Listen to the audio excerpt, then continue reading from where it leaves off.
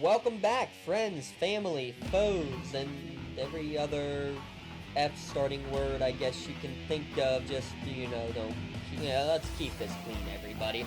On that lovely starting note, I'm James Dotson here for the couple more F's Fantasy Football Toolkit, brought to you by the 360 Sports Network, 360sportsnetwork.com.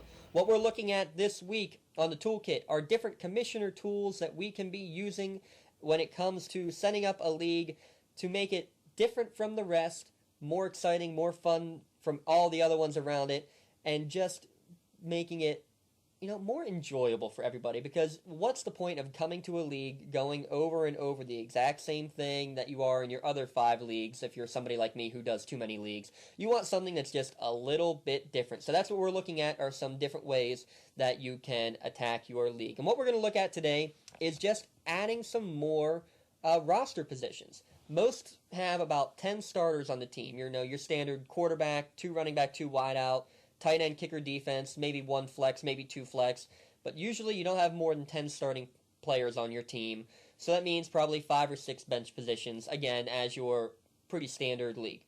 What we want to do here is look at something a little bit different, and this is something I would definitely recommend doing if you're in a 10-team league. A 12-team league can also be done very easily. I really like this, though, once you get anything below 12, especially in the 10-team league, and that's putting in some extra multiple position starters.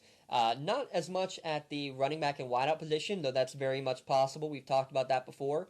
I'm talking about putting in multiple starters at quarterback or at tight end, or even at kicker and defense can make it a really exciting league. I really like having a 2-quarterback league, for example, because you have to have a great starter, a great backup, and probably even a good third-string quarterback for dealing with your bye weeks. And if you're in a 12-team league and you're doing this, guess what? There's going to be some teams who only have 2 starting quarterbacks and don't even have a backup who isn't starting in the NFL. So this is something that can be very interesting to adjust how you want to draft. Now, I definitely like it in 10-team leagues because then every team could have 3 quarterbacks on their roster, and you're still having a couple starting quarterbacks to spare on the waiver wire for you to be playing around with. So I like it, again, in a 10-quarterback league. I really like the dual tight end system. We've talked about using 2 tight ends just with your flex positions as a draft strategy. I think having 2 tight ends forced in your starting lineup, not only does it kind of balance and match with what you see on some NFL teams, I think it just makes for a little bit more interesting scenario, because really we only look at the top 12 to 14 tight ends ever, and the rest of them are kind of forgotten. I'd like to see a little bit more love for the second string fantasy tight ends and provide you with a little bit more depth and see who's going to go and take 2 real late flyers at tight end still, and who's going to go and pick up the Jimmy Grahams and the Rob Gronkowskis and the Travis Kelce's of the world really early in the draft to try to dominate the position.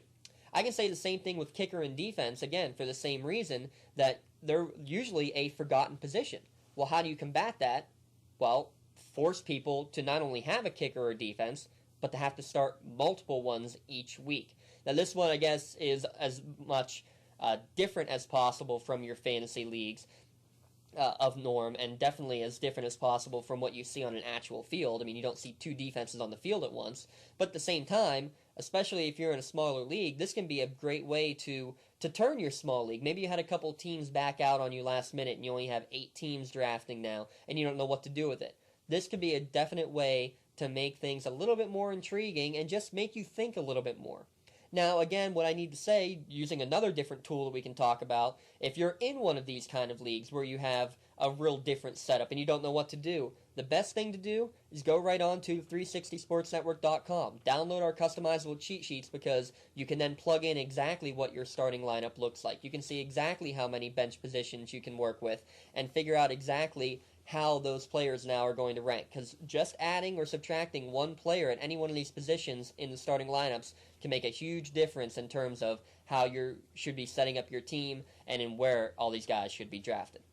Well, hopefully this was a little bit informative for you. Hopefully you thought of maybe a couple different ways you can run your fantasy league and make it just a little bit more exciting.